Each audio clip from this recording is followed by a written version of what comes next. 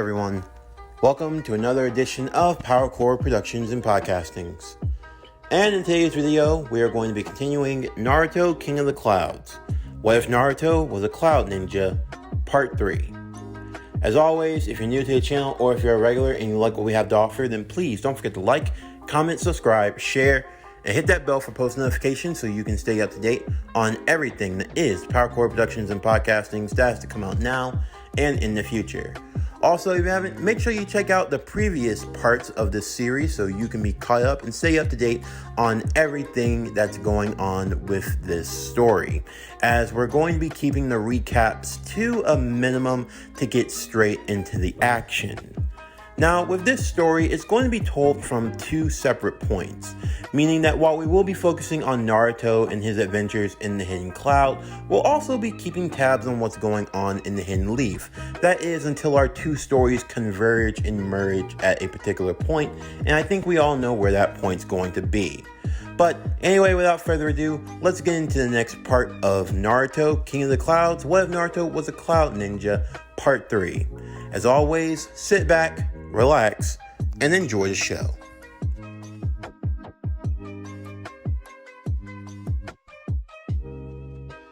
Team Darui soon arrived in the mountainous graveyard, a special site in a neutral territory between the land of Earth and the land of Lightning. For Naruto, he was excited to finally be outside of his home country. A new chance, a new opportunity, a chance to prove himself on a mission that was traveling abroad. Although it was admittedly to a place that he had never been to, and it seemed rather remote and desolate. You see, the mountainous graveyard, as you'll see on the map on the screen, resided in a neutral place of land. It was a place where there was no ninja village of any kind. Of course, there was the option to travel by foot, although that would have involved traveling through the Hidden Frost village and a newer village that had recently been formed and little was known about, a village known as the Hidden Sound. And while Minato was more than willing to give his son any new challenge for him to overcome, the safest option would be to travel via boat, as the waterfront that separated the mountainous graveyard from the land of Lightning was a shorter distance and would avoid less legality issues.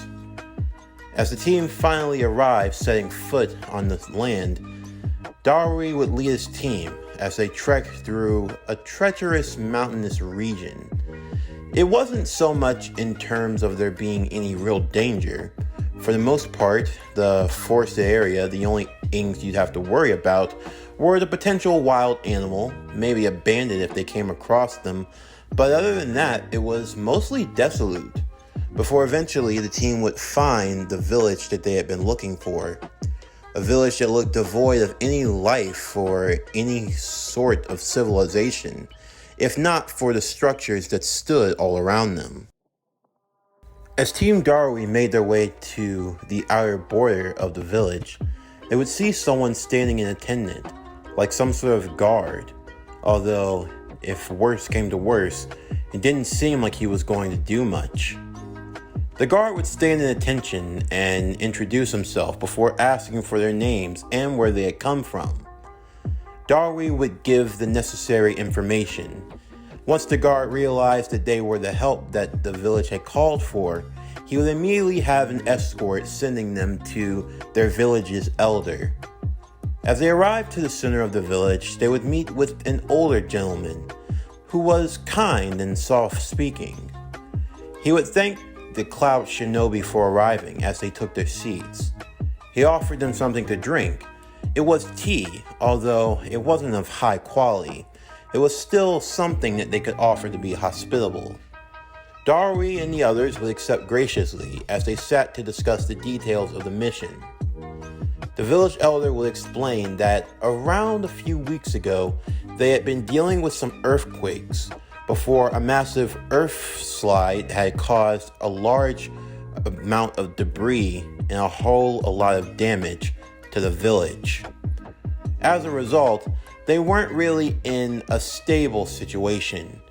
Clearing the debris was going to be a lot of work, and they didn't have much in terms of payment, and they didn't have the necessary skills to try and move some of the fallen earth without causing even more potential damage. Of course, there was always the use of contacting any other shinobi nation that was nearby, but this small and desolate town had resolved not to work with the Hidden Stone, especially considering that the Hidden Stone had been rather abusive towards them for a long while. When Naruto asked why, the village elder would explain that a long time ago, the village was actually once a ninja village of its own, although its name was lost in history as it wasn't a prominent ninja village. Not say like the Hidden Leaf or Hidden Cloud or Hidden Stone for that matter. They weren't shinobi of great wealth or fame, but they could take care of themselves pretty well. However, after the last great ninja war, they lost many of their soldiers and troops in battle. It's the reason why they had the famed site known as the Mountainous Graveyard, because it was on that mountain that many of their shinobi met their end. Trying to fight a war on both fronts while also trying to lend aid whenever possible, it was just too much for them to handle. Not just in terms of manpower, but also in terms of financial stability and wealth. The simple fact of the matter was that a small nation was never really meant to fight in a major war, especially when you didn't have the shinobi to help back up such boastful ambitions. In fact, villages like the Hidden Rain were considered an outlier, since they actually had a talented shinobi by the name of Hanzo the Salamander, who was actually capable of fending off 3 of the 5 great nations during the war. More specifically, the Leaf, the Sand, and even the Stone. Unfortunately, they did not have such luck, and after the Third Great Ninja War, they simply declared themselves a non-shinobi village. Of course, there were some here who had a little knowledge when it came to the shinobi arts, but most of their ninja who hadn't died had deserted and gone to other villages to continue on in their shinobi career. But for them, they decided that they wouldn't participate in the ways of the ninja world anymore. There wasn't really a point or a reason for it. They didn't have the strength to compete, and there was no point in suffering the village any further than it needed to be. For the most part, they kept to themselves, although that was easier said than done, as the Tsuchikage was a rather stubborn old man. He had had their eyes set on wanting to join with the Land of Earth, believing that it would give them the protection that they needed, although the village elder clearly saw through the Tsuchikage's cunning words. Wait, so the Hidden Stone wanted to help you guys out? And they even offered for you to join with them? Naruto would say. If that's the case, I mean, not that we're not grateful to have your business, but why wouldn't you want to take their offer? Young man, there's more to life than meets the eye. Why do you think the Hidden Stone would want our measly territory? In terms of resources, we do not have that much to offer, compared to many other great nations. Also, our number of shinobi is few, and we sit in what could pretty much be considered the border between its great nation and yours. Oh, Naruto would say, as he was quickly able to deduce what they were really after. It would be a way for them to move closer to our territory, Naruto, Karui would say. If the Hidden Stone could gain that much leverage and be that much closer, it would give them a new way of setting up base. In all likelihood, they'd send a platoon of shinobi to this place and cultivate it to be a further extension of their own village. And from there, they could use this barrier land as a jump-off point and they could launch an attack from any direction. But they wouldn't actually do that, would they? I mean, I know our village is more than strong enough to hold our own, and there's also the hidden leaf. There's no way the stone would try something like that. Be smarter, Naruto, Dari would say. The hidden stone aren't above trying any underhand tactics to gain an advantage. In fact, during the last Great Ninja War, they led a siege through the hidden grass village in an attempt to attack Konoha. It was an attempt to try to get through and control Kanabi Bridge, and if it hadn't been destroyed, then in all likelihood, they could have given Konoha a good shot. And also, there was the army of platoon soldiers that they sent after the hidden cloud and the hidden leaf. You know, the battle that made your father so famous. Oh yeah. Naruto would remember hearing stories of that battle, of how his father single-handedly fought off an army of stone shinobi, as well as the legend of the fourth Hokage, the red flaming emperor, who was set to incinerate an entire battlefield, forcing the stone village to retreat. But it's been so long, and there hasn't really been any conflict since. That's because the world's at a critical juncture, Naruto. For now, no one wants to stoke the flames of war, but that's only for now. There's no telling when or what might set off the next conflict. And in all likelihood, if the Hidden Stone tried to get their hands on this territory, it could be the key to that. Which is precisely why we don't want to align ourselves with any shinobi village. Not the stone, not the waterfall, and I say this respectfully, but not even with you, Cloud. Even though we do appreciate the help and support that you're giving, we cannot endorse joining your side, as that would only breed more conflict onto our land. We've been able to cultivate a small amount of peace for ourselves. For the most part, we get by with what we have, and we're hoping that we can make our own homeland a place of trade and commerce instead of war and bloodshed. Naruto would take in that sentiment. He had wondered just how much went into keeping the peace in the ninja world. As he started to think about it more, it made him wonder about his father. Was this just a little of what he had to go through every day? Was one conflict all it could take to launch the world into another great war? Something as simple as gaining some land.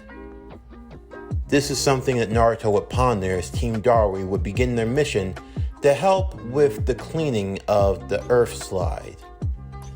In the meantime, far off to the west, another team was going on their own first mission out of a village. Team 7, led by Kakashi Hatake of the Leaf, along with his students, Sakura Uzumaki, Sasuke Uchiha, and Neji Hyuga. They were escorting a bridge builder named Tazuna back to his homeland, the Land of Waves.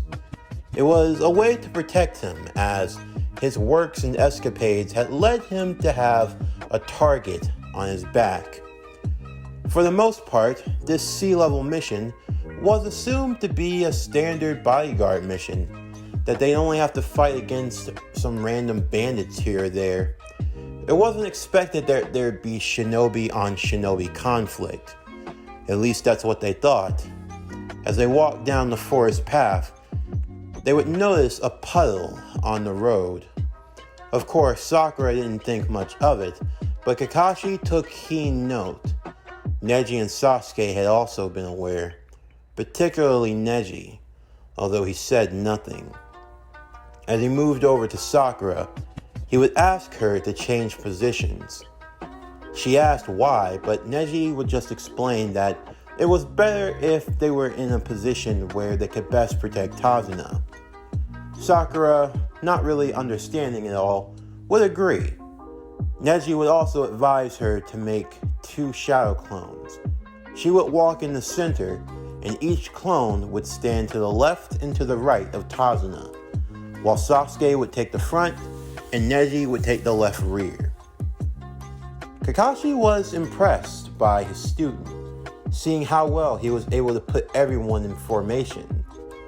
He definitely had a keen eye. As they continued walking, chains would come flying from out of the forest, wrapping around Kakashi. The chains would then extend with blades as they were pulled on instantly, and Kakashi would seemingly be ripped to pieces. Sakura and her 2 clones stood on guard with Tazuna, although immediately she was a bit taken aback by this, the idea that their sensei could be taken out so quickly. All the same, the 2 attackers would come flying out of the forest. They were 2 Chunin level ninja from the mist. They were known as the Demon Brothers. However, before they had a chance to get close, Neji would take the brother to the left, while Sasuke took the one to the right. Neji's Byakugan would go ablaze as he went striking with the gentle fist towards the would-be attacker. Sasuke, activating his Sharingan, would immediately sidestep the second attacker before taking him out swiftly. Neji and Sasuke would deliver a series of combo strikes before kicking the 2 attackers together, causing them to collide and knock down to the ground. As Sakura stood there impressed, Kakashi would also step out of the forest, clapping and applauding Neji for his quick thinking and putting the team in the proper position.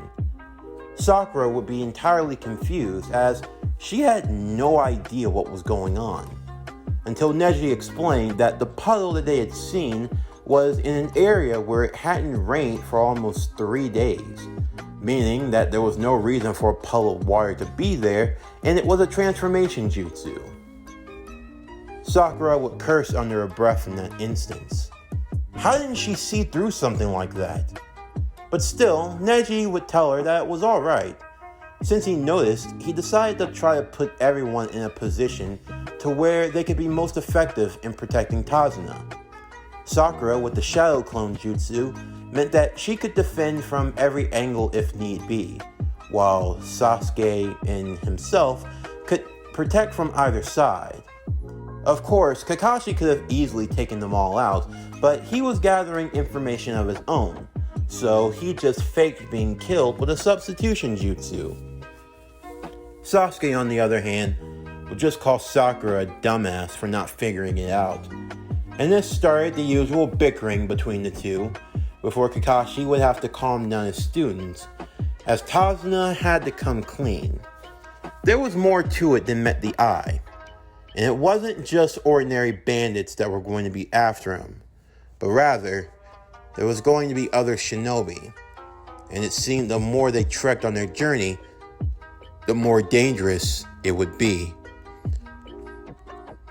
Before long, they would find themselves in a boat, crossing over the great waters, as they soon made their way to the outside border of the land of waves. A thick mist began to roll around, as Kakashi would tell his team to stay on guard. Neji would have his Byakugan activated, and it didn't take long, even through a thick mist that impeded his vision some, to see that they were being followed. Giving the warning, he would tell everyone to duck, as a large blade would go flying overhead, and landing on it as it lodged itself in the side of a tree would be a tall, masked figure. As he looked down at the group, Kakashi recognized him from the bingo book, Zabuza Momochi, Demon of the Hidden Mist. Zabuza, with his large blade in hand, would hold it as he looked towards his opponent. Kakashi Hatake of the Sharingan, wanted and over all of the great nations. I remember you. It was said to run on sight. The man who copied over 1,000 jutsu. Sasuke would be surprised by this. Kakashi of the Sharingan? But how could that even be? Only the Uchiha were supposed to have the Sharingan. Seeing that the situation had taken a turn for the worse, Kakashi would lift his forehead protector, revealing his left eye to have indeed a Sharingan.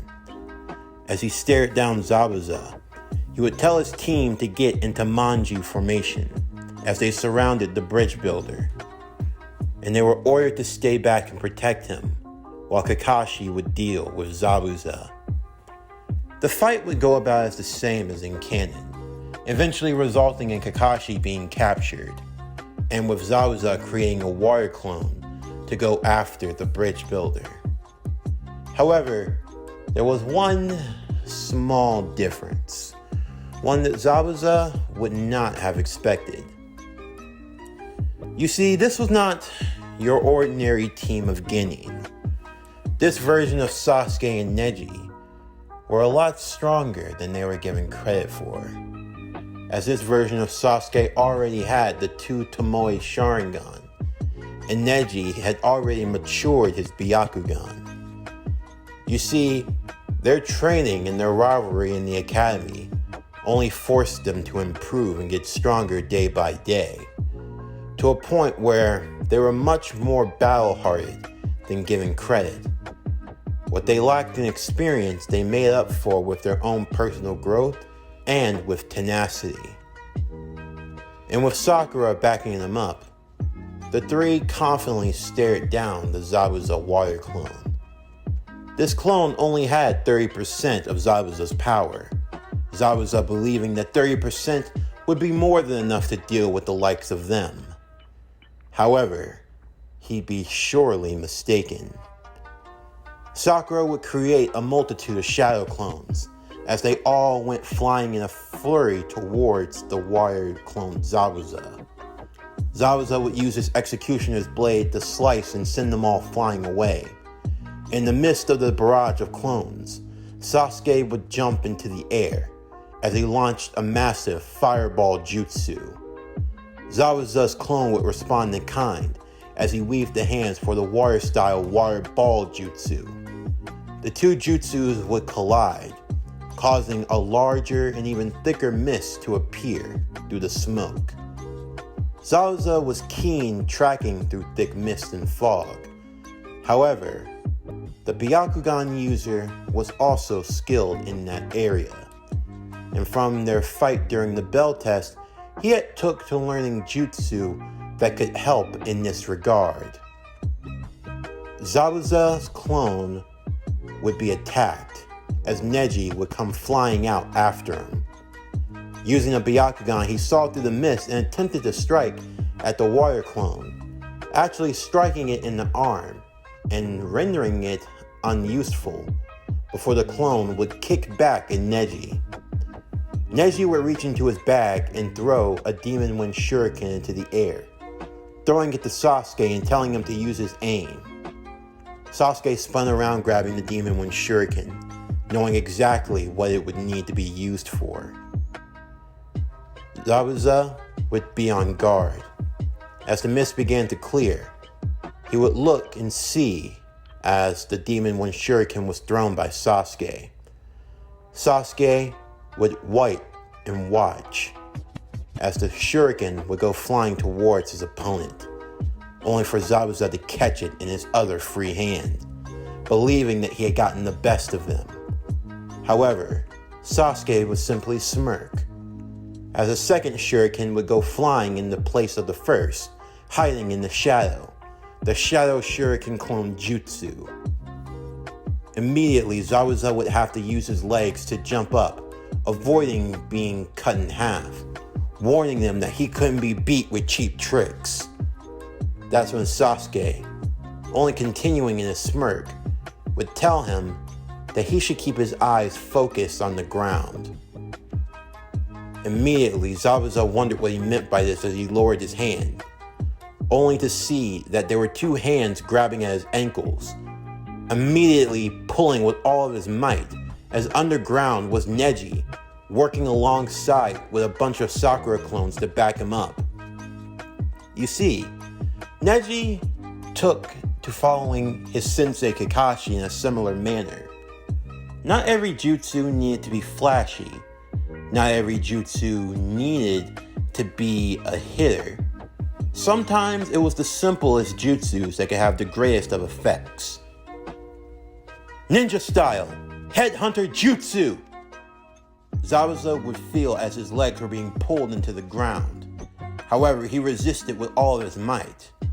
However, in the midst of him trying to fight back from being pulled all the way under the ground, his arm would let go of the wire prison that Kakashi had been in. By the time Zabuza had managed to stop his momentum, he had been pulled into the ground up to his knees, and he took no note of what was coming next, as Kakashi would immediately deliver a roundhouse kick to the back of his skull, causing Zabuza to fall to the ground instantly with his legs still stuck. Zabuza had to use all of his strength to try to break free, although his head was still ringing and he was disoriented. Almost as if he were seeing three Kakashis, Kakashi would take advantage of his stunned opponent, as he landed a series of combo strikes on Zabuza, forcing Zabuza to stagger back deeper into the forest. Zabuza, trying to gain back his mental faculties, would haphazardly attempt to weave the hand signs for the Water Dragon Jutsu.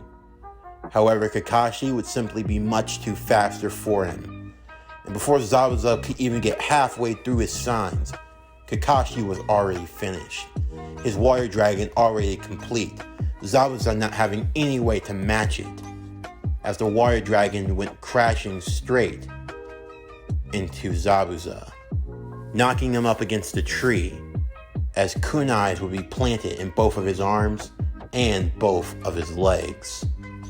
Kakashi stood over him, Zabuza in more of a daze than before. Oh, it was only an instant. I hadn't even completed the jutsu. Can you really see into the future? I can. And do you know what I see? I see your death, Zabuza. Zabuza thought that this was going to be the end for him, as two needles were then plunged into his neck as he fell to the ground. Everyone would still be on guard, as a masked figure would appear beside the body. They would thank them for their help, as the masked ninja would claim that he had been hunting Zabuza for a while now, and it seemed as though the demon of the mist had finally met his end. He would tell them that he needed to go and take care of the body, and for the most part everything seemed on the up and up. That was until Neji appeared beside the masked shinobi, planting his hand on his shoulder, asking, who did he think he was fooling? In the meantime, Naruto and his teammates would begin working on the landslide that almost destroyed this desolate village. Darui would teach his students how to run lightning release through their blades, and using that, they were going to work on a bit of excavation. Of course, Earth style wasn't his strong suit, but lightning was the counter for Earth. They were going to use the lightning within their blades to cut down the massive boulders and rocks that had fallen from the upper side of the hills and the mountains that surrounded the village.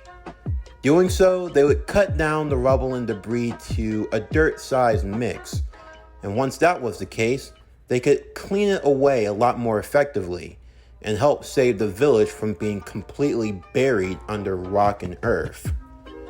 Of course, this felt like more menial labor than anything else, but still, each student took to cutting down the rock in their own unique way. Naruto, he simply used his lightning style to ram through the larger boulders before channeling his lightning release strong enough to cause the rock to break away and crumble into dust. For Omui, he chose to go with another approach, slicing away at the earth and turning it into block-like shape. He figured they could makeshift and use it as bricks to rebuild any of the structure that had been destroyed beforehand. And for Kaori, she just used her blade to try to grind up the dirt and grind up the boulder as much as she possibly could, while Dari took to smashing it away effectively with his lightning release. Slowly but surely, they were clearing away more and more of the rubble and debris. However, unknown to the group, from in the higher part of the mountains, there would be 4 shinobi watching. 4 shinobi distinctly clad in red and tan, giving away their signature as being shinobi from the hidden stone. Damn, that old man is more stubborn than I thought, the oldest of the stone shinobi would speak. Yeah, I didn't think he'd go so far as the higher hidden cloud ninja. It doesn't matter. The shorter of the shinobi would speak, with his nose being rather round and giving a distinct look similar to that of the Tsuchikage. Granddad's not gonna want to hear this, Ku. This was supposed to be a simple mission. We figured if they got hit with enough calamity, they'd finally turn over and want to work with us. We've given them a chance. We've tried being cordial, but now it seems we're going to have to go in by force. But we'll have to be careful. If word gets back to the hidden cloud to what we're up to, then there's no telling. Potentially war could break out, the oldest would speak. Yeah, but it almost seems like that's what he wants at this point, would say the shinobi, whose entire face was covered in a red cloth. There's no sense worrying about it now, Jiro. The plan's already in motion. The old man's already on his way to the hidden cloud as we speak, for the treaty meeting. Hopefully that'll keep the Raikage distracted long enough. If we can get our hands on this territory, then it means we'll finally have a leg up in the world. And what about the waterfall village? What are we going to do about them? In time, they'll come to see us as allies. For now, we're just letting them under the illusion that we're working together. Once we have what we needed and we've established ourselves, we can swallow up their territory and add it beside ours, would speak the older shinobi of the group. And it's also said that they have a Jinchuriki. If we add another one to our arsenal, that'll be 3 in total. And from there, we'll finally be able to make some change. And we won't be on the back foot or at the beckon of the cloud and the leaf anymore. As he was speaking these words, at the borders of the hidden cloud village, Minato Namikaze, the Raikage, would stand in attendance, with his wife and assistant Mabui by his side, as he would come to greet his visitor, an older gentleman who would float along with his 2 attendants, as he would stand before the Raikage. Ah, Tsuchikage Inoki, it's so nice of you to finally be able to visit our home. I didn't think I'd be given a call by the famous Yellow Flash. I must say, I am truly honored to be here. As the 2 would extend for a handshake, their eyes would connect, knowing that the battle had only just begun. This concludes Naruto King of the Clouds. What if Naruto was a cloud ninja? Part 3. As always, if you enjoyed today's video and everything else that we have to offer, then please don't forget to like, comment, subscribe, share, and hit that bell for post notifications so you can stay up to date on everything that is PowerCore Productions and Podcastings that has to come out now and in the future. Stay tuned for tomorrow's video as we continue One Piece Omniverse. What if Luffy had the Omnitrix? The East Blue Saga. Part 3. But anyways, that's going to do it for the end of today's video. I'm Javon Harrington with PowerCore Productions and Podcastings. Signing off, and I'll see you next time.